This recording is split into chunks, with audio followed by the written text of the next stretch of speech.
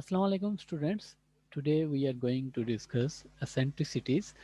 Basically eccentricity एक आपके पास number होता है, एक कांस्टेंट नंबर होता है जिसकी वैल्यू अराउंड 1 होती है और on the basis of eccentricity we can identify a conic that whether it is parabola, hyperbola, an ellipse or whether it is a circle.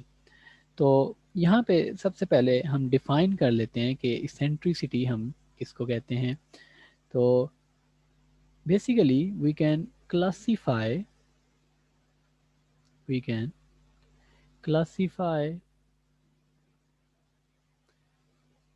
conic section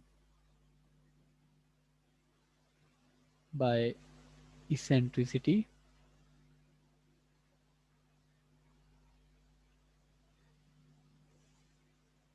and eccentricity is a number which is associated with each conic section. यहाँ पे conic section से मुराद आपके पास circle हो सकता है, hyperbola, parabola या फिर ellipse. ठीक है, तो जो वैल्यू होती है इसेंट्रिसिटी की वो हमें बताती है कि जो शेप है वो हाइपरबोला है या पैराबोला है या सर्कल है। तो यहाँ पे हमारे पास इसेंट्रिसिटी का जो सिंबल है वो आपके पास, या तो आप ई से उसको डिनोट करते हैं इसेंट्रिसिटी को। ठीक है, यहाँ पे मैं मेंशन कर देता हूँ कि इसेंट्रिसिटी को हम मेंशन कर सकते हैं, इसको डिनोट करते हैं हम ई से। थॉमस कैलकुलस की जो आपके पास बुक है उसमें स्मॉल ई से इसको डिनोट किया गया है। अगर आप कहीं पे अपनी फिजिक्स के कोर्सेज में देखेंगे या किसी और बुक में कई दफ़ा अगर आप देखें तो वो आपके पास एप्सिलॉन से आपने डिनोट किया होता है। कुछ बुक्स वगैरह में एप्सिलॉन से डिनोट किया जाता है इसेंट्रिसिटी को। तो दोनों सिंबल्स जो हैं वो यूज़ किए जा सकते हैं। तो सबसे पहले हम डिस्कस करेंगे इसेंट्रिसिटी ऑफ एन एलिप्स। जो एलिप्स की आपके पास स्टैंडर्ड इक्वेशन है वो है x square divided by a square plus y square divided by b square equals to 1 where a is greater than b. तो इसेंट्रिसिटी को फॉर एन एलिप्स हम डिफाइन करते हैं e equals to c divided by a. और किसी भी ellipse के लिए जो सी की वैल्यू है that is square root of A square minus B square. यहाँ पे अगर आप देखें तो जो हमारे पास एलिप्स होती है, फर्ज करें हमारे पास एक एलिप्स है that is elongated along x axis. ये एक एलिप्स है और ये उसका सेमी मेजर एक्सिस है एक्स और ये उसका सेमी माइनर एक्सिस की वैल्यू है along y axis which is b. तो यहाँ पे ए जो है that is greater than b, और ए अगर आपके पास ग्रेटर देन बी है तो a square minus b square square root जो होगा, जो इसकी वैल्यू आपके पास आएगी that is less than a होगी आपके पास। इसको आप कॉमन सेंस से चेक कर सकते हैं कि ए स्केयर में से कोई वैल्यू माइनस हो रही है और फिर उसका आप स्केयर रूट ले रहे हैं तो ऑब्वियसली वो वैल्यू ए से स्मॉल आएगी। तो जब ये वैल्यू ए से स्मॉल होगी तो इसका मतलब ये है कि a square minus b square divided by a को लेफ्ट साइड पे ले जाएं तो डेट इज़ लेस देन 1। तो ये नंबर आपके पास लेस देन 1 आएगा। तो एलिप्स के केस में इसेंट्रिसिटी जो है आपके पास वो लेस देन 1 होती है। तो इसको आप यूं भी लिख सकते हैं कि eccentricity for an ellipse is always less than 1। Okay, तो एलिप्स का ही एक स्पेशल केस हमारे पास होता है सर्कल। ठीक है, एलिप्स को अगर आप थोड़ा सा प्रेस करें, लेट से ये एलिप्स ही आपके पास, इसको दोनों साइड से अगर आप प्रेस करें तो आपके पास एक सर्कल बन जाएगा। और वो सर्कल किन कंडीशंस में बनेगा, जब आपके पास सेमी मेजर एक्सिस ए और सेमी माइनर एक्सिस बी आपस में इक्वल हो जाएं। ठीक है, तो यहाँ पे मैं लिखता हूँ कि फॉर सर्कल के लिए हमारे पास ए जो है वो बी के इक्वल आ जाता है। इसका मतलब क्या है कि सर्कल के लिए सी की value which is a square minus b square equals to 0 आ जाएगी क्योंकि ए और बी आपस में इक्वल हैं। तो eccentricity for an circle equals to 0 divided by a equals to 0। तो यहाँ पे सर्कल के लिए जो इसेंट्रिसिटी की वैल्यू आती है वो आपके पास हमेशा 0 के इक्वल आती है। जबकि एलिप्स के लिए इसेंट्रिसिटी की वैल्यू 0 से तो लार्ज आती है लेकिन 1 से लेस आती है। तो फॉर सर्कल यहाँ पे हमें दो चीज़ें पता चली कि इसेंट्रिसिटी सर्कल के लिए 0 होती है। फॉर एलिप्स, एलिप्स के लिए इसेंट्रिसिटी जो है वो लेस देन 1 होती है बट ग्रेटर देन 0 होती है। तो जैसे ही इसेंट्रिसिटी की 0 से ग्रेटर हो जाए तो सर्कल जो है वो एलिप्स में कन्वर्ट हो जाता है आपके पास, ठीक है। तो हमारे पास यहाँ पे कुछ प्लैनेट्स जो हैं हमारे सोलर सिस्टम के, उनकी इसेंट्रिसिटीज़ की वैल्यू जो है वो गिवन है। यहाँ पे अगर आप साइड टेबल में देखें तो केपलर्स जो आपके पास केपलर्स फर्स्ट लॉ है उसके अकॉर्डिंग जो प्लैनेट्स हैं वो सन के अराउंड जो हैं वो रिवॉल्व करते हैं इन इलेप्टिकल ऑर्बिट्स, और सन जो है वो किसी एक फोकस पे होता है आपके पास। अगर ये आपके पास एक एलिप्स है और ये उसका फोकस पॉइंट है और ये दूसरा फोकस पॉइंट है, तो सन इनमें से किसी एक फोकस पॉइंट पे होगा और जो प्लेनेट है वो आपके पास रिवॉल्व करेगा इन एन इलेप्टिकल ऑर्बिट। तो हमारे पास यहाँ पे अगर आप देखें तो मरकरी के लिए, उसके बाद वीनस के लिए और अर्थ के लिए आपके पास जो वैल्यूज़ हैं वो काफ़ी स्मॉल आ रही हैं। यहाँ पे अगर आप देखें तो इसेंट्रिसिटी की वैल्यूज़ जो हैं ख़ास करके वीनस के लिए और अर्थ के लिए और उसके बाद मार्स के लिए काफ़ी स्मॉल वैल्यूज़ आ रही हैं इसेंट्रिसिटी की। जब इसेंट्रिसिटी की वैल्यूज़ काफ़ी ज़्यादा स्मॉल आएँ तो इसका मतलब ये होता है कि वो जो एलिप्स है वो काफ़ी ज़्यादा रिजेंबल कर रही है सर्कल के साथ। तो ये अर्थ की अगर आप देखें, ये अर्थ का जो थर्ड नंबर पे सर्कल है, इसको अगर आप देखें तो ऐसे ही लगता है जैसे सन जो है वो सेंटर में है, ठीक है। लेकिन ऐसा नहीं है, वो सेंटर से थोड़ा सा डिस्प्लेस्ड होता है। ये एक एलिप्स है लेकिन उस एलिप्स की जो इसेंट्रिसिटी है वो काफ़ी ज़्यादा स्मॉल है, उस वजह से हमें ये लगता है कि वो सर्कल है, लेकिन नहीं, क्योंकि इसेंट्रिसिटी की वैल्यू ज़ीरो नहीं है बल्कि ज़ीरो से ग्रेटर है। तो ये एक अर्थ जो है वो एक इलिप्टिकल ऑर्बिट में सन के अराउंड रिवॉल्व कर रही है और सन जो है वो किसी एक फोकस पे है। लेकिन अगर यहाँ पे आप देखें तो इकेरस जो हमारे पास एक बॉडी है, प्लेनेटरी बॉडी है, ठीक है, ये प्लेनेट तो नहीं है लेकिन ये क्योंकि सन के साथ डायरेक्टली रिवॉल्व कर रहा है, ऑर्बिट कर रहा है सन को डायरेक्टली, तो इस वजह से आप इसे सेटेलाइट भी नहीं कह सकते बल्कि ये एक प्लेनेटरी बॉडी है आपके पास। और ये सन के साथ जब रिवॉल्व करती है तो इसका जो मोशन है इकेरस का वो काफ़ी ज़्यादा इलेप्टिकल है, ठीक है। और यहाँ पे ये देखें तो जो इसका शॉर्टेस्ट डिस्टेंस है फ्रॉम सन या इस पॉइंट पे, तो ये मरकरी के ऑर्बिट के अंदर लाया करता है, लेकिन जो इसका लार्जेस्ट डिस्टेंस है फ्रॉम सन वो मार्स से भी बाहर लाया करता है, ठीक है। तो ये काफ़ी ज़्यादा इलेप्टिकल है आपके पास। तो इस तरह से हमारे पास डिफरेंट तरह की एलिप्स हैं, उनको आप चेक कर सकते हैं। इसेंट्रिसिटी की वैल्यू उनकी हमें बताती है कि वो एलिप्स कितनी इलोंगेटेड है। तो जितनी ज़्यादा आपके पास वैल्यू आती जाएगी इसेंट्रिसिटी की, इसका मतलब ये होगा कि वो एलिप्स जो है वो उतनी ही ज़्यादा आपके पास इलोंगेटेड है, ठीक है। तो यहाँ पे एक इम्पॉर्टेंट जो हमारे पास प्लैनेट्स में या कॉमेट्स में हमारे पास एक इम्पॉर्टेंट जो प्लैनेट है डेट इज़ हेलिस कॉमेट। प्लैनेट तो नहीं है, कॉमेट है आपके पास एक। तो हेलिस कॉमेट है आपके पास, और हेलिस कॉमेट जो है वो बेसिकली इसलिए काफ़ी ज़्यादा इम्पॉर्टेंट है कि इसकी इसेंट्रिसिटी की वैल्यू जो है वो 0.97 के इक्वल है तकरीबन, ठीक है। और 0.97 यानी कि अप्रॉक्सीमेटली 1 को वो अप्रोच कर रही है। तो जब इसेंट्रिसिटी की वैल्यू इतनी ज़्यादा लार्ज हो तो इसका मतलब क्या है? इसेंट्रिसिटी की वैल्यू 1 तब हो सकती है जब आपके पास बी जो है वो काफ़ी ज़्यादा स्मॉल हो जाए एज कम्पेयर टू ए, ठीक है। बी जब काफ़ी ज़्यादा स्मॉल हो जाएगा एज कम्पेयर टू ए, तो लेट्स से आप यहाँ पे इसेंट्रिसिटी के फार्मूला जो है हमारे पास a square minus b square divided by a, इसमें बी की वैल्यू ज़ीरो पुट करें। तो बी की वैल्यू ज़ीरो पुट करेंगे जब आप, तो आपके पास जो आंसर है वो यहाँ पे आ जाएगा square root of a square divided by a equals to 1। तो इसेंट्रिसिटी 1 को अप्रोच उस टाइम करती है जब बी की वैल्यू काफ़ी ज़्यादा स्मॉल हो जाए, यानी कि सेमी माइनर एक्सिस काफ़ी ज़्यादा स्मॉल हो जाए, ठीक है। और एलिफ जो है वो इलोंगेटेड हो जाए। तो बी जब आपके पास इन्फिनिटली स्मॉल हो जाएगा तो एलिफ जो है वो एक इलोंगेटेड एलिप्स बन जाएगी और इस शेप की एलिप्स बनेगी जिसका सेमी माइनर एक्सिस बहुत ज़्यादा स्मॉल होगा और सेमी मेजर एक्सिस बहुत ज़्यादा लार्ज होगा।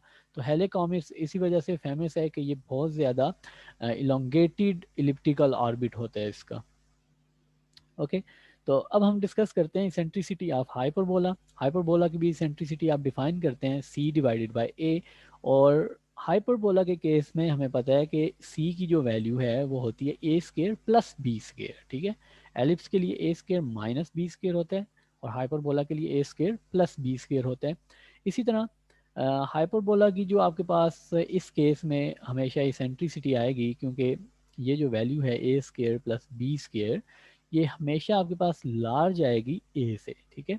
तो फिर अगर आप ए को लेफ्ट साइड पे लेके आएँ और डिवाइड कर दें तो आपके पास ये वैल्यू हमेशा ग्रेटर देन 1 आएगी।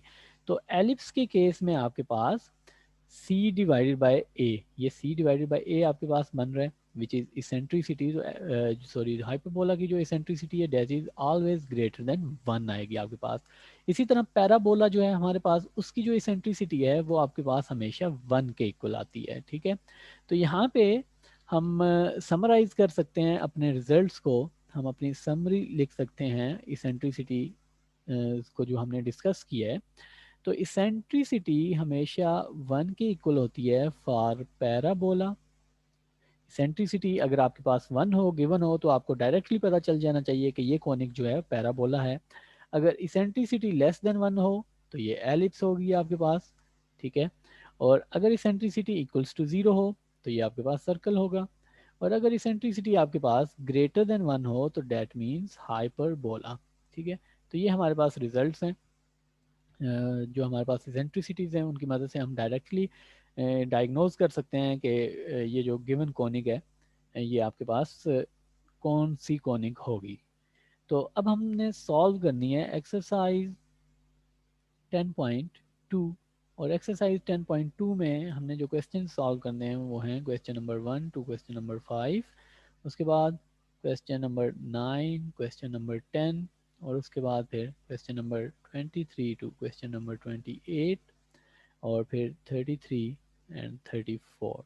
ये जो क्वेश्चन हैं हमारे पास ये बेसिकली रिलेटेड हैं एलिप्स से, और उसके बाद हमारे पास ये जो क्वेश्चंस हैं ये वाले क्वेश्चंस हमारे पास एलिप्स से रिलेटेड हैं और सिमिलर क्वेश्चंस हैं, और ये क्वेश्चंस जो हैं आपके पास ये हाइपरबोला से रिलेटेड हैं और ये भी वेरी सिमिलर क्वेश्चंस हैं। तो सबसे पहले हम क्वेश्चन नंबर 4 ट्राई करते हैं और देखते हैं कि क्वेश्चन नंबर 4 में वो हमें क्या कह रहा है।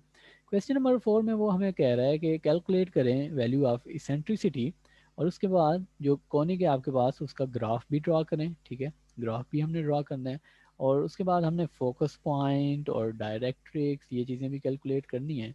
तो हमें जो इक्वेशन गिवन है that is 2x square plus y square equals to 4।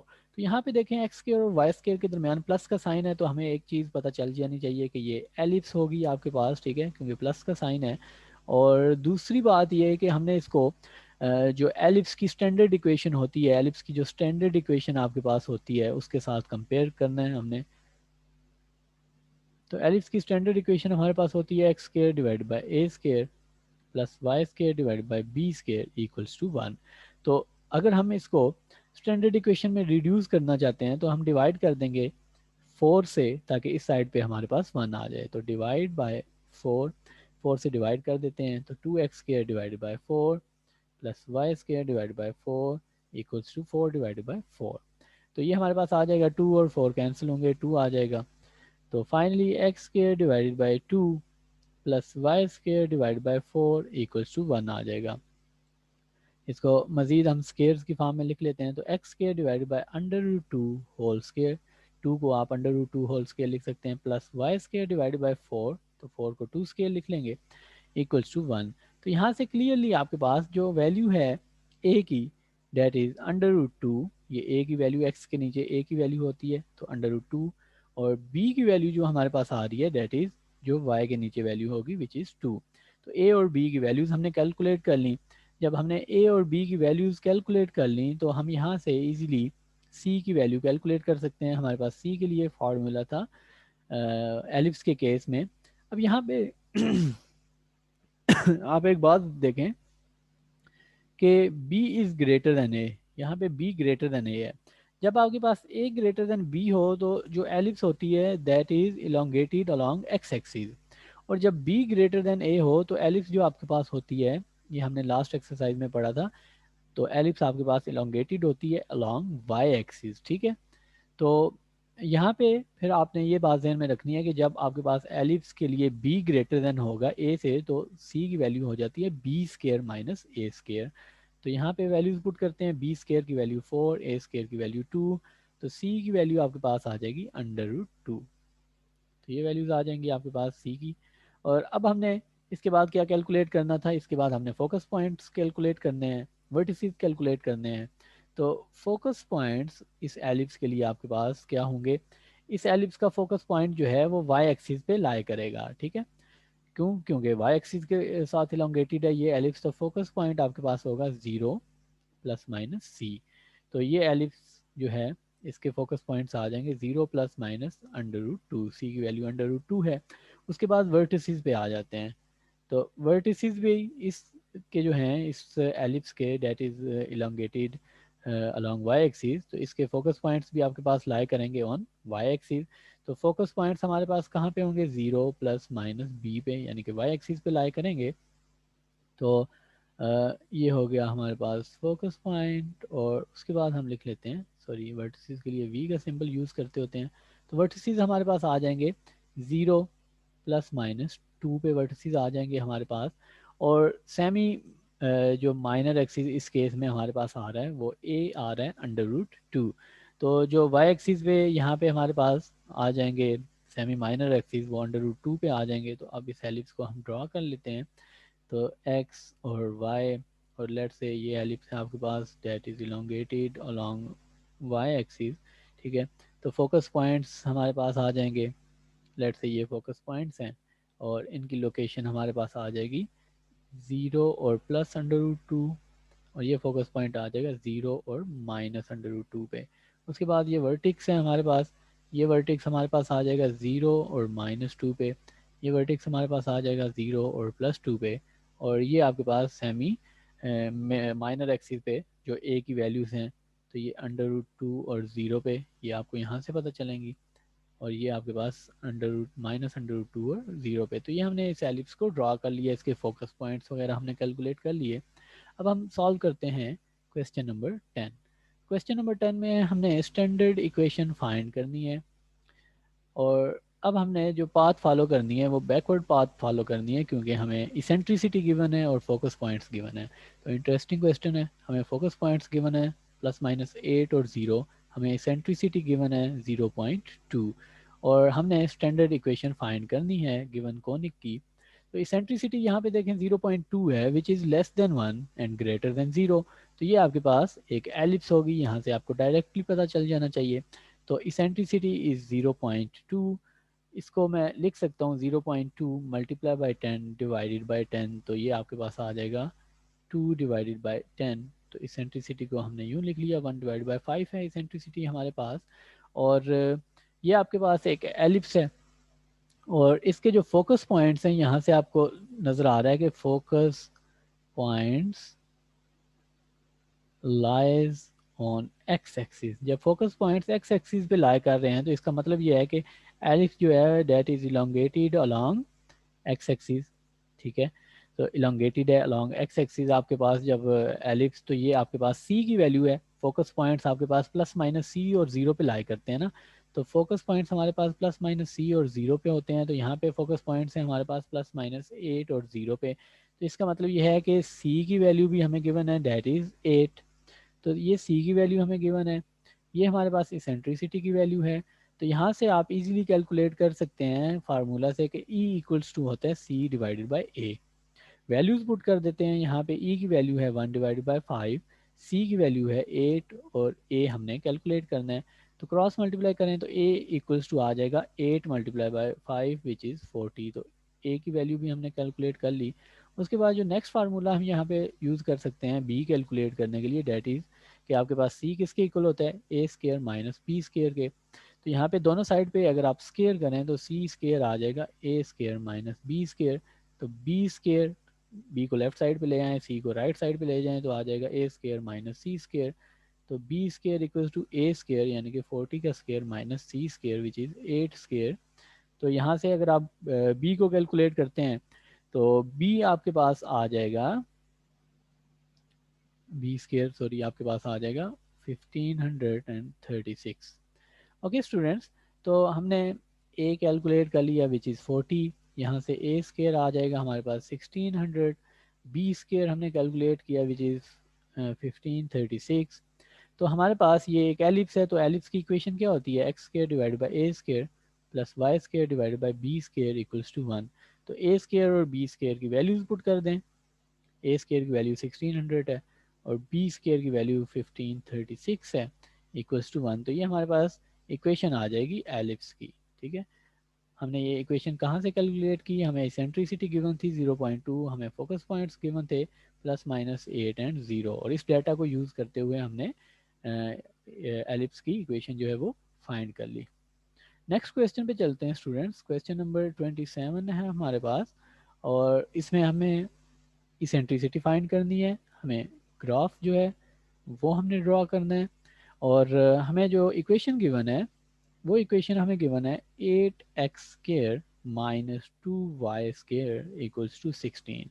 तो स्टूडेंट्स यहाँ पे अगर आप देखें तो माइनस का साइन है, तो माइनस का साइन आपके पास कहाँ पे होता है, हाइपरबोला के केस में होता है। ठीक है, हाइपरबोला के केस में होता है। तो हाइपरबोला की इक्वेशन में हमने इसको रिड्यूस करना है, और यहाँ पे अगर आप एक और बात देखें तो हाइपरबोला की इक्वेशन में जब आपने रिड्यूस करना है तो स्टैंडर्ड इक्वेशन जो है हाइपरबोला की वो आपके पास क्या होती है, वो आपके पास होती है x square divided by a square minus y square divided by b square equals to 1।